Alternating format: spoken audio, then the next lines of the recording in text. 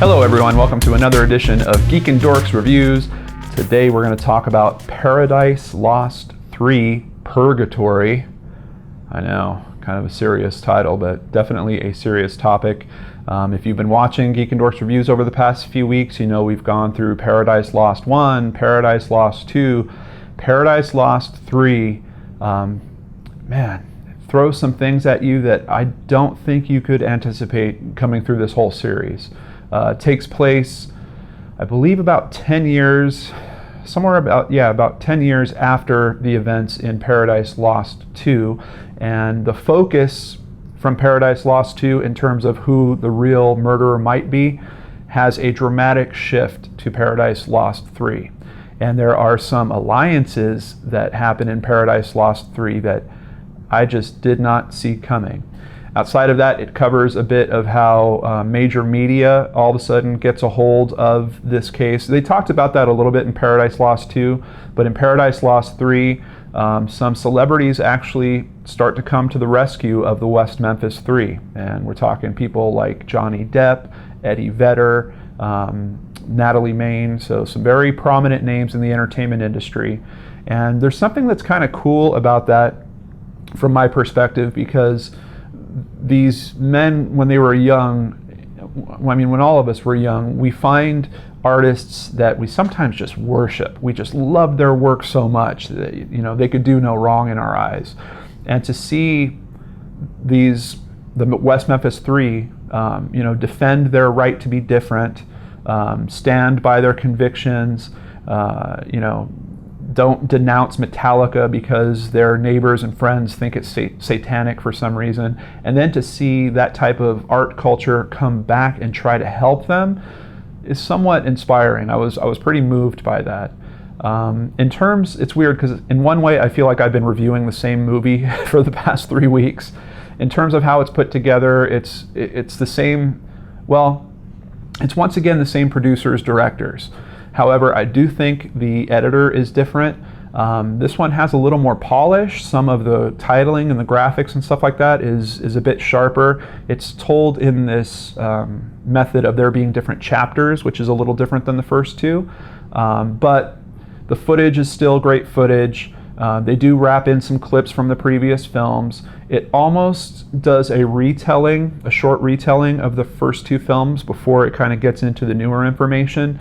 So if you've watched all three in a row, it's a little bit daunting getting through that material again. But if you didn't watch the first two and you just jump into the third, at least you'll still understand it and it will still make sense. A bit of what I complained about in Paradise Lost 2 with there being no court footage, I don't know if they got that note or someone else gave that note when they were producing Paradise Lost 3, but they definitely rectified that. There's a very good mix between the official proceedings, a lot of comments from the authorities, as well as comments from the West Memphis 3 themselves, the families of the victims and the West Memphis 3.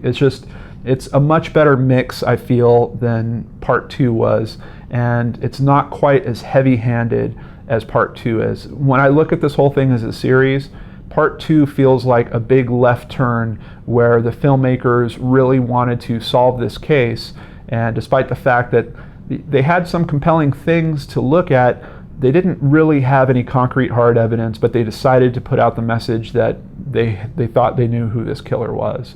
And in Part 3, a bit of that is retracted and kind of undone. They don't make a formal apology or anything like that, which, if it was my production, I think I might have tried to slip in something like that.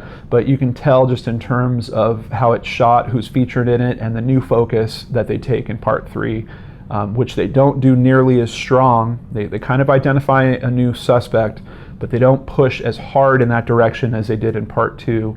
It's more respectable and just better balanced. All of that being said, I think to get the full scope of this story, you have to watch all three of those. And there's also another documentary that was recommended to me by many of my viewers. Thank you guys so much. You have no idea how much your information helps me. Called West of Memphis, which I also watched. So I guess I'll kind of do this as a review of both of those films. So for Paradise Lost 3 Purgatory, 8 out of 10. continues with the series, a bit better than part 2, probably about as good as part 1. I think that's a fair assessment. West of Memphis is a totally different retelling of this series, produced by Peter Jackson. Yes, that Peter Jackson, who also appears in it. If you don't know who Peter Jackson is, he's the one that I think he produced and directed the Lord of the Rings trilogy. I think he produced and maybe directed all of the Hobbit films, but a very big filmmaker, and he's interviewed in West of Memphis quite a bit. And it's kind of neat because you can see that he's put on the hat of investigator. He's trying to take on the responsibility of figuring this thing out. It goes a bit more into the media heroes that I was talking about, Eddie Vedder, Natalie Maine, and these people showing up and trying to help the West Memphis 3. It goes a bit more into the movement, the social movement, just everything that everyone is doing to try to bring more exposure to this case and to get it retried. And then it also goes more into the aftermath of what happens. Now, I don't want to spoil it for you if you haven't seen this yet or if you don't know the story, so I'm not going to say what happens, but there's a significant change at the end, and it goes into the aftermath of that change quite a bit more than Paradise Lost 3. And I kind of like seeing that aftermath and how it plays out. So I really appreciated that in terms of West of Memphis. It's a retelling of the whole story from beginning to end. Runs about 2.5 hours long.